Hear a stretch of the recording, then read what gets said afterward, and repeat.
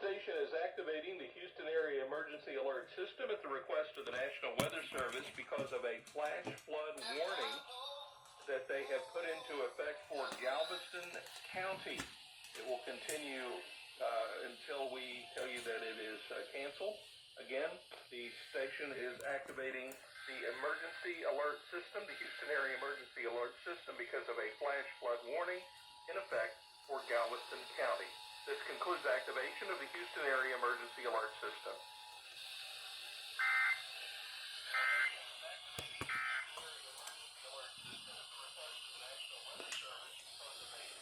Flood warning that they have put into effect for Galveston County.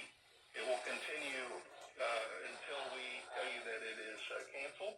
Again, the station is activating the emergency alert system, the Houston Area Emergency Alert System, because of a flash flood warning in effect for Galveston County. This concludes activation of the Houston Area Emergency Alert System.